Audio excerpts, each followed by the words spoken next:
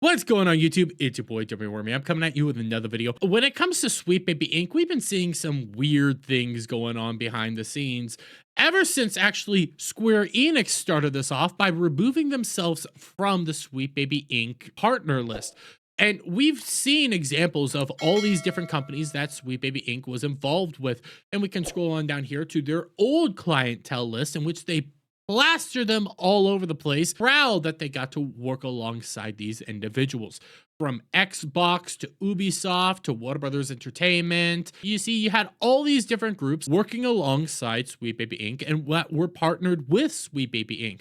Now, we later ended up seeing people like Square Enix remove themselves from the list, and then we ended up getting the brand new Sweet Baby Inc. website that just got rid of all those people altogether. All you can see is some of their more successful games up here. The only one really being God of War Ragnarok, the rest of which are total disasters, but they just show you games that they worked on, games that they were a part of, and told us a little bit about what they did ever since their website revamp. Well, this led people to start wondering what's going on here. You know, there are some people that have the opinion that Sweet Baby Inc. lost a bunch of their contracts and a bunch of their clients because gamers were vocalizing their opinions. Gamers were telling the gaming industry they don't like Sweet Baby Inc. and they don't like companies like Sweet Baby Inc. and what they have to peddle. Well, it's starting to look like that idea is actually out the window, considering we have this new rumor going around, and I get that it's a rumor.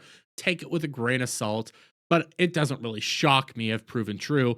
Kim Bel-Air and Sweet Baby Inc. have lost no contracts and are working on about 30 games. Now, again, this idea really doesn't shock me, but this primarily comes from Master of TDS. Shout out to Master of TDS, who's an awesome man and a personal friend of mine, in which he said, I've told people over and over they have lost no contracts and are continuing to work. I got that information from an SBI insider. There are about 30 games they have a hand in yet to come out. Now, what are those 30 games? I don't know. They could be anything from like an Alan Wake 2 here, all the way down to Usual Jew, which are more indie games, but are still gonna ultimately flop. So you don't know what these 30 games are, but it's not really shocking to see anything like that come out of this whole woodwork at all.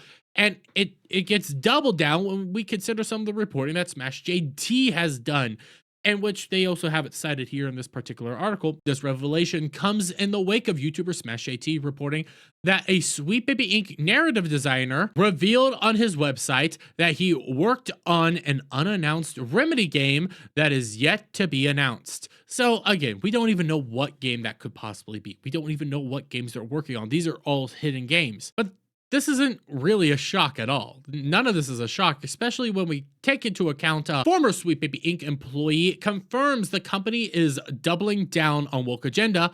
They're not going to stop us. They're going to continue pushing. They're going to continue doing what they do. This whole fight against Sweet Baby Inc. is far from over. Again, it takes 4 years for a game to develop, so it makes sense that they're still working on games and they still have contracts everywhere. But nothing's changed. They've had monumental disasters after monumental disaster, but they're still going to keep doing what they're doing. They're just now going to hiding. They're just now going to stop letting it be so out in the open that they're working on these games, that they're a part of these games. They're going to keep it hidden till the very end, in which gamers see them in the credits. That's the plan moving forward. That's what they're going to keep doing, and that's what their whole goal is now. Several groups like Sweet Baby Inc. really hate the fact that Sweet Baby Inc. was out in the open the entire time because they wanted to do all this stuff behind the scenes. They never wanted their names out there, but Sweet Baby Inc. was the special people that always had to go out to these conferences and these groups to try to virtue signal the whole time about every good deed they've ever done. But by doing that, painted a target on their backs. They allowed gamers to actually see them. They allowed gamers to put words to faces. They allowed people to actually realize who was doing what within the gaming industry and why so many games were becoming subpar, because instead of actually focusing in on making a good game and a good all-around story, you decided to focus in on identity politics, intersectionalism, and wokeifying every single game out there. And to what end? What was the benefit of all this? Because we can take a look at some of your past successes here. Sweet Baby Inc. influenced Tales of Kanzara. Zao developer begins layoffs despite previously claiming that the boycott did not crush the game. Remember this? This game was also brought up at the Game Awards with a chance to win one of the many awards out there. It was one of the lesser awards, but it ultimately failed and shouldn't have been up there to begin with because, well, it was a monumental flop. Oh, what other games have you worked on? Oh, yeah, Alan Wake 2. Yeah, it still has yet to recoup any of its costs and was a monumental disaster for Remedy. Yeah, that's nice to see. This major disaster here that Sweet Baby Inc. was a part of, that everybody wanted to say was a huge success. Yeah, it hasn't actually turned a profit at all, and they still haven't even made up their marketing costs on this game. So, yeah, have fun with that. Oh, you also had Suicide Squad Kill the Justice League that has now been basically announced that's shutting down, and you couldn't even get people to play this game for free. Remember, they started giving this game out for like $1 for the basic version of this game. Yeah, people still wouldn't play the game. Yeah, that's a success, Sweet Baby Inc. This is something to be proud of, Sweet Baby Inc.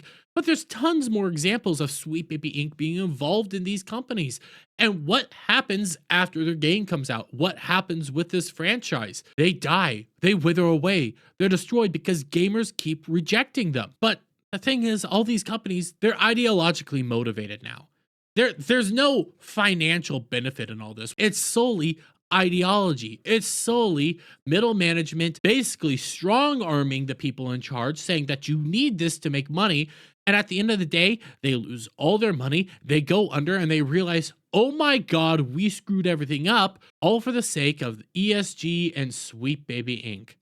So again, it's not a shocker to hear that companies are still working alongside Sweet Baby Inc. and they have games yet to come out, especially considering development time and the fact that all these companies are just idiotic and can't get out of their own way. I'm gonna leave it there. Let me get your guys' thoughts on all this down in the comments below. If you like this video, please give it a thumbs up. Shout out friends, hit that subscribe button, hit that notification bell for every time I put out a new video go live, guys. And I'll see you on the next one. Bye for now.